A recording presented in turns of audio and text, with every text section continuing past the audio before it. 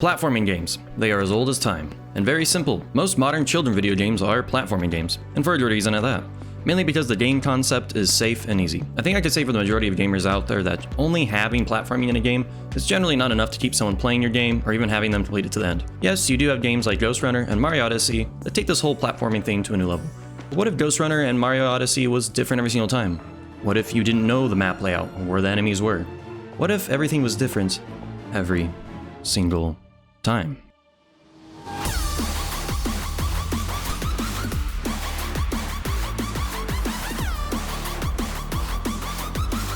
I got greedy.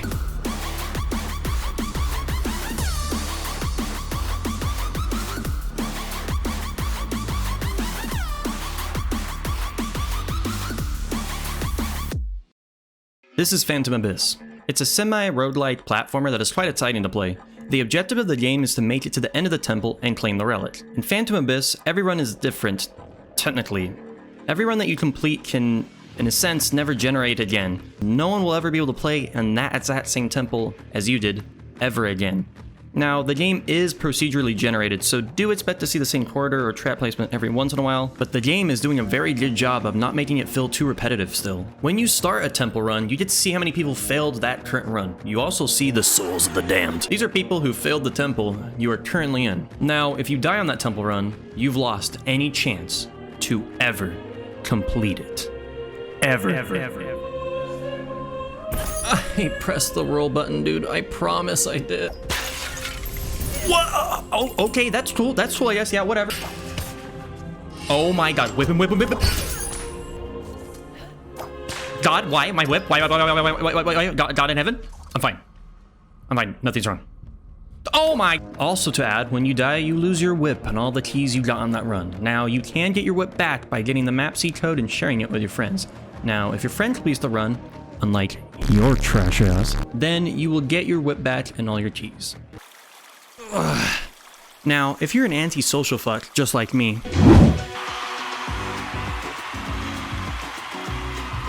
then I'm happy to tell you that there's a Steam page where you can still post your codes of failure, and there's also the official Phantom Abyss Discord page. I also have a Discord page, not a Phantom Abyss Discord page, but I have a Discord page. Yeah, have that. You should probably join that. Please, I beg of you. Waiting around for someone to drop a code is actually kind of fun, because when you get to try to complete the run that they failed at, you kind of figure out how good the player was or how goddamn cursed the map seed is. Dude, how are you so much more faster than me? Bro, am I just trash? I have to be trash. Dude, this guy's he's a legend. He's a god.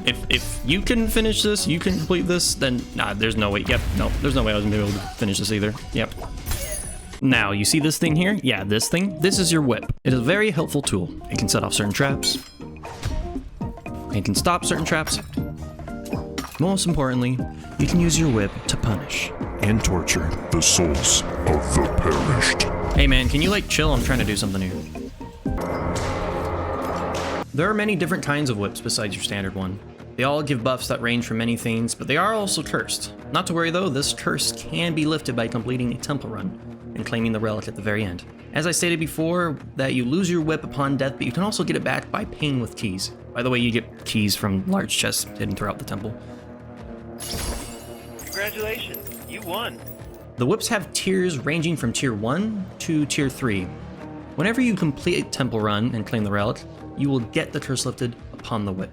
Now, you can't take a 2-tier or tier 3 whip and complete a level 1 run and get the curse removed. When you get to the end of a temple run and you want to go even deeper into it, you are going to have to spend a key to continue.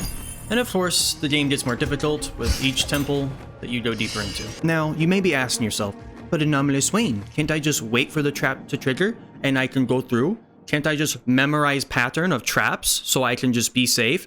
Can't I just not be afraid of any dilemma of me to have to move my character at all?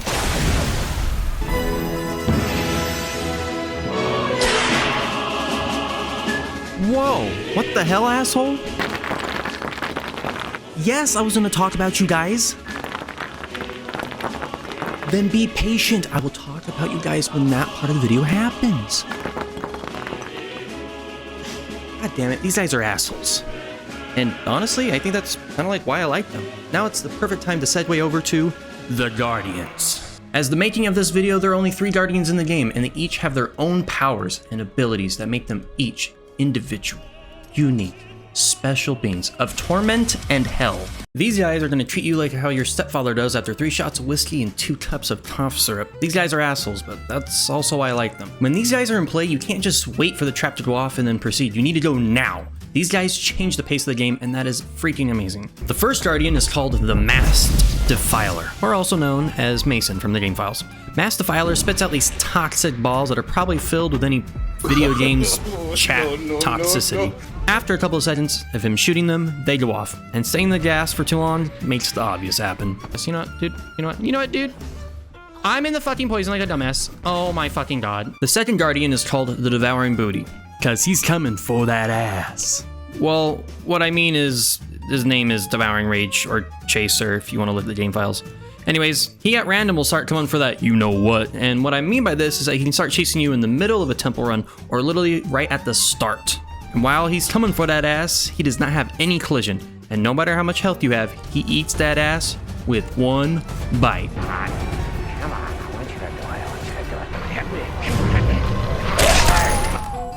The last Guardian is called the Eye of Agony, and much agony he is. He will spawn in, and after a couple of seconds, making sure he locks onto you, he shoots you with a death ray that is going to give you the embracing feeling of 1,000 suns coming upon your amazingly now crisp body. This bad boy is a pain when you get into some tight corridors, so make sure you always keep yourself on the move. Now, with each path of the temple completed, the Guardians get stronger. Not to worry though, there is a max strength they can reach, so you don't need to worry about seeing anything like this. Now, I am making these guys seem that they're not that bad, but promise me, because when you get to these parts of the level at near the end game, they truly do become a threat. Now, besides your whip, you do have other tools to assist you on your endeavors. Of course, there's gold that you can pick up from the chest and various ancient pottery laying around, and use that gold at shrines. Shrines give you a blessing that range from health upgrades to being able to fly through the sky and other various things, kind of like double jump. I hope the devs expand into these as well, because at the moment, most of them are generally not too great, and about 90% of the time, you're just going to want to take health. Though, these do change the game up a little bit, and sometimes you will need them to keep on moving without taking damage in very rare situations. The game also has these dart turrets that force you to keep moving. The more things that force you to keep moving is what is the best part about this game. Not being able to stand still and memorize the trap patterns is what makes this game fun. Having to react on the spot is what the core of this game should be. It also shows who is a noob and who has gained the skill to complete a run. This game has already started out having a speedrunning community, and if you've not been able to tell, every example I used in the beginning of the video was from speedrunners. This right here is what I love the most about Phantom Abyss. Most games do not come out and immediately cater to a certain community. Generally, what most games do is get released, and then the players create the communities for themselves, and the devs just kind of sit and watch.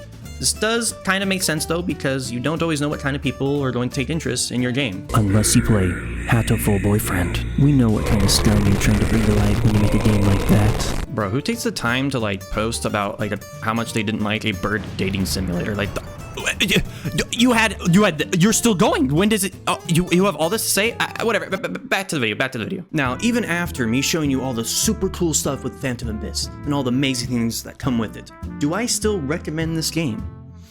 No, I do not. And the only reason why I'm not is because it's an early access game, and I will never be able to recommend an early access game. That's just the fact of the matter. For example, don't try and alt-tab when you play this game if you're trying to record something, or even if you're not, it's gonna just, I don't know what it does. The game, you can't alt-tab. The game does not like you being alt-tabbed. Also, I couldn't record any of the footage you just saw with Streamlabs. That's my main source of recording. I had to go back on OBS, which doesn't sound like a really big problem, but you know, when you have your setting changes and whatever, you know, but when this game is completed, there's a really good chance I'm still gonna be recommending it to everyone. It quite is good indeed, and it's about time we've gotten ourselves a very fun platformer that doesn't look really slow like this. Oh, dude, I hope I don't miss this jump, dude. Oh, or crazily intent like this. Anyways, I'm Anonymous Wayne, and I was your host for this video, and hope you have a nice one. Whoa, hey, how you doing? Totally wasn't done about, you know, pick my nose or anything. Thank you so much. You made it to the end of the video. On the way out, there's a step. Please don't trip on that. Also, maybe consider, you know, on the way out, booty slap the subscribe button. Maybe schlong flick the like button. And, you know, maybe just leave also a comment telling me just how the quality of this video is so low. Thank you so much. And as always, have you checked your vitals? I have not seen guess you're asking me. You better check out that bridle. Of course I'm not serious. I don't think it's always on your big brown business. But